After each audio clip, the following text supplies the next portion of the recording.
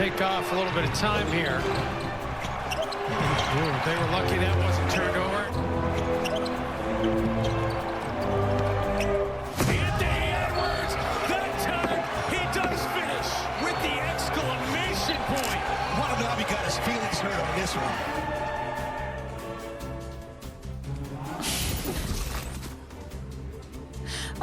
We're getting a little petty here on NBA Today. We're only 18 days away from opening night in the NBA, but just a couple hours removed from Game 1 of the WNBA Finals, and we will continue to get you set live here in Las Vegas. But that's not the only basketball that's being played today. The Pelicans, they took on Melbourne in Australia early this morning, and for those of you that didn't set the alarms at the crack of dawn, this is how Zion looked in this one. Pretty good, Shannon. He's looking mobile, he's looking athletic, and he's flexing on people. Great sign for Pelicans fans. If he can put together a healthy season, Monica. Girl, an if ain't never been bigger, though. Capital I, capital F, F, F. I think actually an if has never been slimmer in a lot of ways. Fair, fair. I see what you did there. Zion flying high. This is what fans have grown accustomed to seeing when he's healthy and on the floor here. Zion Williamson. It doesn't matter what continent he's on, he's able to get it done here. Slicing through the defense. Oh, my God. Nice finish there. And then watch this play here, Shanae. Zion gets it. Point Zion running the floor. Oh, in and out. It's like back to them Duke days. He's making them like a little bit. All the way now coast to coast. 3 players, wild. And a really tough finish there. So going ahead to the fourth quarter here, Zion on the bench, but fans in Australia none too pleased.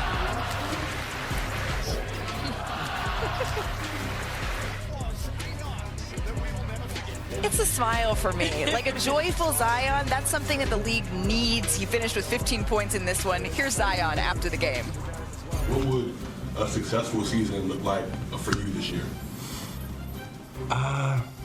Just a completely healthy season, and you know, my mindset with it is just day by day, game by game. But a completely healthy season is what my goal is.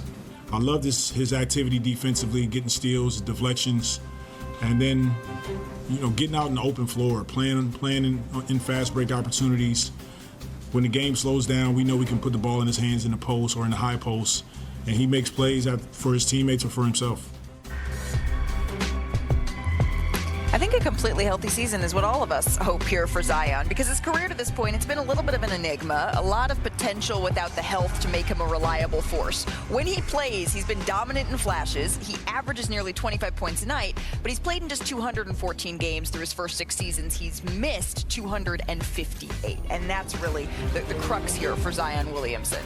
Let's stick in the Western Conference, because the Warriors, they're getting set for their first preseason game. It's this Sunday against the Lakers. It's the first camp in the Bay for Jimmy Butler, but the 17th and 14th, where has time gone? Steph and Draymond. Center Al Horford also getting acclimated to his new squad, but this team goes as Steph Curry goes, really. It's really hard to believe that he's gearing up for his 17th season, though, for Golden State. All the Warriors, the impact he's felt throughout this franchise, the records that he's set. Despite turning 38 next year, he really is showing no signs of slowing down here, and I caught up with Steph earlier this week at Warriors Media Day. Hey, it's Stephen Curry with the Warriors. Golden State. I was gonna get it. I'm gonna get it. I'm gonna get it. All right. Hey, it's Stephen Curry with the Golden State Warriors. The journey continues. Curry splits the defense. Curry is a master at that. Curry sets, fired, puts it up. Bang! Steph Curry! Here's Curry for the record. It's good! There it is! Steph, this is 2009. Your very first media day. Yes. This is now year 17 for you.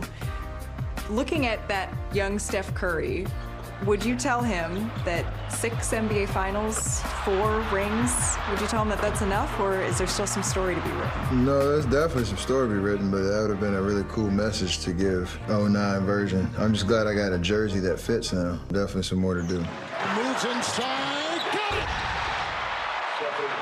Chasing your very first title and the urgency you felt to get that first one versus the urgency you feel now, knowing that Father Time is undefeated.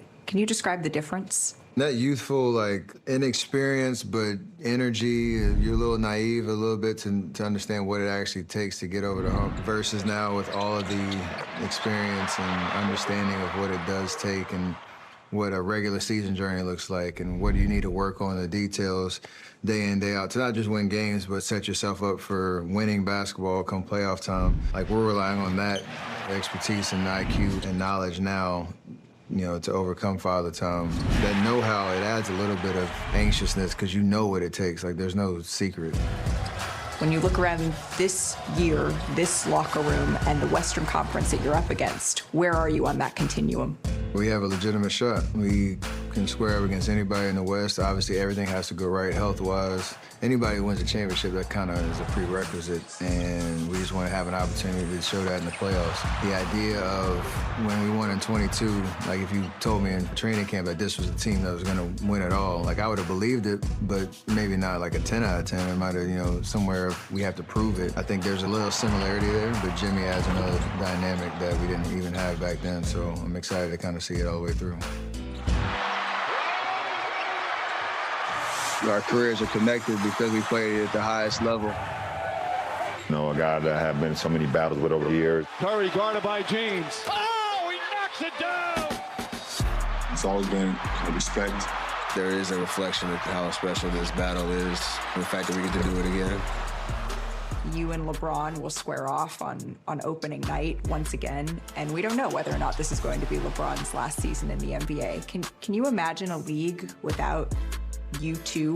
It's always been a part of the experience from 09 when I first got here to now, and there was a genuine like respect and appreciation to them being teammates, you know, at the Olympics, and then every matchup that you have from here on out, like there's still gonna be like a healthy animosity and like an idea of like I want to beat you, but at the end there is respect and admiration for the longevity of this thing and the opportunity to keep going at it. You told me that there's no shame in acknowledging that the end is near. The undisputed author of the three-point record book. The greatest shooter the game has ever seen. Do you know when that end is going to be? No clue. I just know it's closer than it was even yesterday. It's just a matter of like acknowledging it's fun because the more I talk about it, the more you appreciate what all goes into preparing yourself. Acknowledging that it does take a little longer to get warmed up before practice, for a game, or recovery might take a little longer. But all that stuff is just the privilege that you've earned. Edwards, he has goals in year 6. I don't really think I'm going to be able to win Defensive Player of the Year. I got 2 of the best defenders on my team, so it's going to be hard for me to win Defensive Player of the Year. I don't want to take away from those guys, but as long as my impact is there every night, I should be okay. As long as I make an all-defensive team, that means something. But Defensive Player of the Year probably be hard for me, but MVP and championship, that's the goal. I can't guard one game and not guard the next game because we playing, you know, somebody who's not up to par. I got to be ready every night, and